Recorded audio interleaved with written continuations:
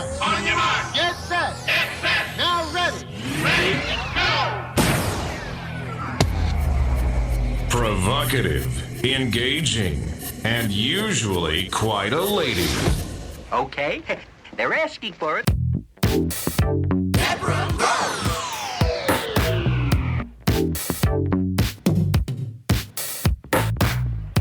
Most people are still alarmed at the actions of Hamas against the Jews in Israel.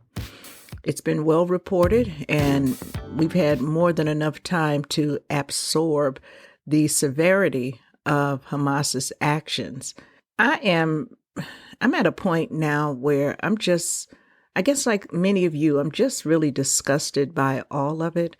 And I guess there are 3 or 4 areas that I am most bothered by. First of all, the attack itself. You know, war, when there is war is very brutal. All kinds of tactics and methods are used to win. But this wasn't war. This was a surprise attack by Hamas. And Hamas, of course, is a terrorist organization. It's a terrorist organization that has political power. It is well funded. It controls the Gaza Strip, and they are hell-bent on the destruction of Israel. So when Hamas conducted its surprise attack, killing hundreds, I think it's actually 1,500 Jews, massacring women and babies and civilians, more than anything else, it showed their cowardice. It showed clearly hatred and a willingness to harm the people they claim that they want to protect, because they knew full well when they launched that attack that Israel was not going to sit back idly and say, well, you know what, they've been under a lot of stress lately. That was not going to be Israel's response. But it didn't really matter to Hamas because they have been using the Palestinian people, the civilians, as pawns for a long, long time. As a matter of fact, the Palestinians, and I'm going to say the poor Palestinians, not poverty-wise, but the fact of their condition, their situation, they don't mean very much to anybody over in the Middle East. And we've seen the groups that have come and gone, their leaders, and repeatedly, it's always the same thing. Now, to be sure, Palestinians, many of them are poor. About 30% live below the poverty line. You know who gives the Palestinians the most money in terms of aid, support, financial support? Come on, you know it is. The United States. Just think about that for a moment. All of these Palestinian-loving countries nearby, they don't do that. They don't help them financially. They can't even travel now into Egypt, which used to control Gaza, by the way. They can't just freely flow over there. They are really treated poorly, and I will forever believe they're treated so poorly because guess what? They're a very important player in all of this. They're helpless. They're pawns. And the people who are charged with the responsibility of working on their behalf aren't really working on their behalf. They're working for more power. They're working for the destruction of Israel. But you would think that the Palestinians would have much better lives, not having to rely on the good graces of foreigners, which, by the way, actually included Israel. The Palestinians have been funded for years by the United States, the United Nations, by Russia, and other countries, including Israel. Just think about that. But part of the problem is Israel has to keep control of the borders. They have to be very, very strict about movement. Why? Because we've seen it. We've seen it time and time again. We've seen the bombers. We've seen people who have strapped on bombs and blow up a cafe or do a car bomb. So they have to be careful. They really do. But all of that could change. It really could change if Hamas were willing to, since they are the political arm, if they were willing to sit down and be reasonable. And I can go through a list of concessions that Israel actually has made over the years. And they've made many concessions. But again, that's not good enough for Hamas. Why? Because they just won't shrivel up and self-destruct and die, go away, fall off into the ocean, into the sea. But that's not going to happen. No one will do that to themselves. And Israel has never asked that of the Palestinians. They have never asked that, not even of Hamas. You'd have to pretty much be stupid to think that you can attack Israel, which has very, very strong defense mechanisms. I'm not just talking about the Iron Dome. I'm talking about their military capabilities, their technology, their money. To think that you can attack them and that they would do nothing is utterly ridiculous. But that's why they attacked them. They knew that they would do something, and that something Hamas truly was hoping would be a massive Palestinian casualty. Now, in this latest attack, we're basically waiting to see, will Israel carry out a ground offensive, as they've been saying they will do. But they apparently aren't in a big rush. And part of that is because Israel has a track record of, before they defend themselves, they ask the opposing side to clear the civilians out the way. This is not new. This is what they do. And Hamas expected that. And they knew this would give them time to go full steam ahead with their PR campaign, because Hamas knows full well. And when we say Hamas, we're talking Iran, enemies of, I say enemies of humanity, but enemies of the United States and clearly enemies of Israel. These are bad actors, as we like to say. So Iran, as a sponsor of Hamas, they knew full well that they could launch their PR campaign and that there would be numerous willing and useful idiots to help them carry it out. This is why we have seen on television, on social media, throngs of protesters, pro-Palestinian, pro-Hamas. You can be pro-Palestinian, but pro-Hamas, denouncing Israel. And I'm bothered by that. I'm bothered by that because Israel sits alone in a part of the world, in the Middle East, surrounded by enemies and people who are in countries, I should say, that are not necessarily enemies, but clearly are not allies. Even some of those who have basically engaged in neutrality in recent years, they're now starting to pull back. It was 3 weeks, 4 weeks ago, maybe, when Saudi Arabia, they were publicly talking about their optimism in building a better relationship with Israel, normalizing relations with Israel. Egypt, they pretty much have a normal relationship. But that's a problem. That's a problem for a very virulent, hate-filled, a very dangerous group like Hamas.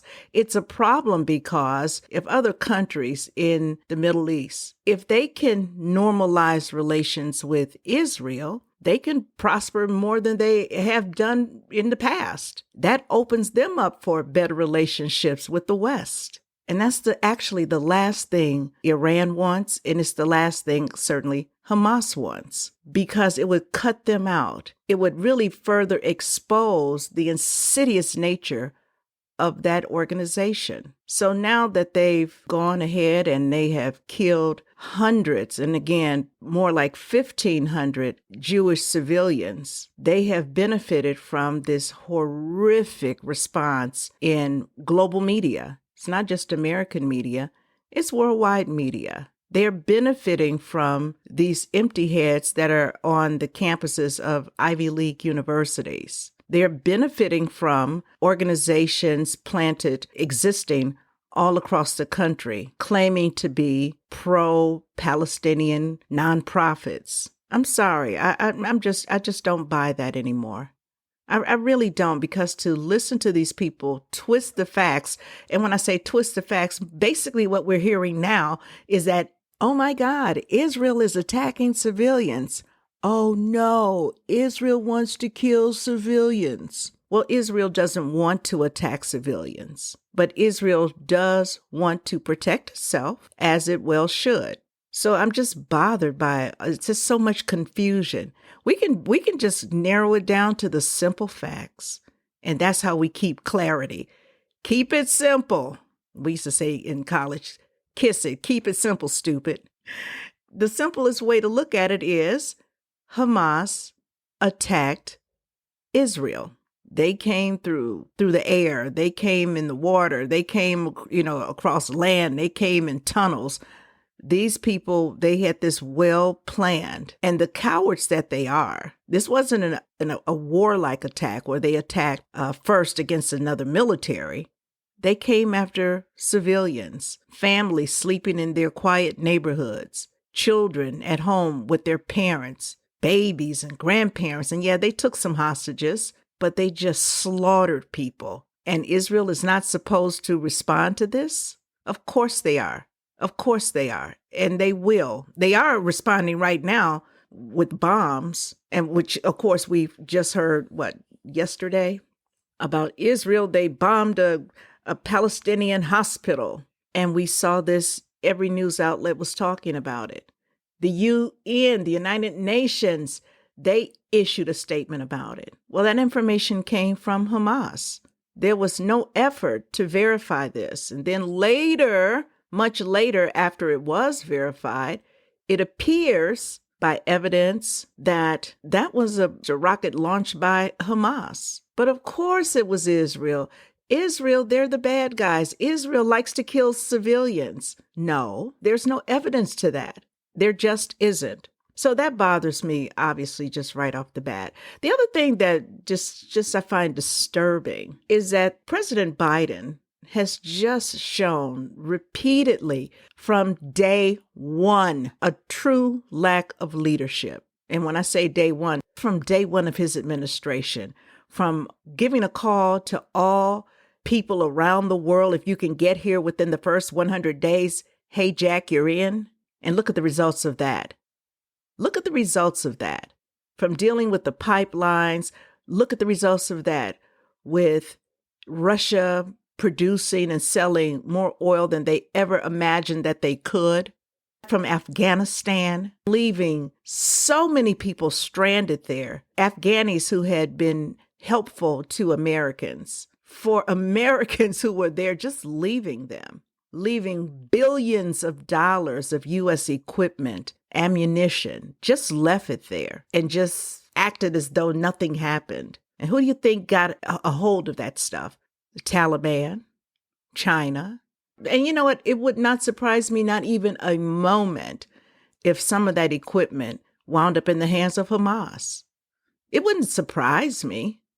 This man has been an utter disaster when it comes to leadership. Even with this situation, he did to me exactly what President Obama did. Remember when President Obama, he returned to Iran well over $1 billion in cash, just cash money, all sorts of foreign currencies. That's not leadership. And then Joe Biden turns around and gives $6 billion, supposedly in relief, and also to buy some hostages. This is an excellent reason to show why we don't pay ransoms. They insist that the Iranians have not used that money to give to terrorist groups, and maybe they haven't, but it still sends the wrong message. They want these people not to engage in nuclear proliferation. That's what the Obama cash giveaway was about. And that's really the same thing that this one is about. But that's not how you do this. You don't have to be a diplomat. You don't have to be well-schooled in geopolitical affairs to figure that out. If you've got the world's largest sponsor of terrorism and they say, well, give us money and maybe we won't do bad things, and you give them money, then you're the sucker. You're the sucker, which makes us the suckers. And I still do not believe, and I will never believe, that it was just a coincidence that after Biden, after his administration gave the $6 billion to Iran, that it just so happens that Hamas said, well, you know what? Hey, let's launch this massive attack against Israeli citizens. I don't think that was a coincidence. What they're doing, they're really putting a spotlight on just how weak our nation is becoming. That's what they're doing. They're highlighting it. They're thumbing their noses at us. And then there really wasn't any real reason for President Biden to go over to Israel. He didn't say anything. Don't start the attack yet. That's useless right now. He could have stayed right here and sent a very strong message to Iran. We're going to cancel that money.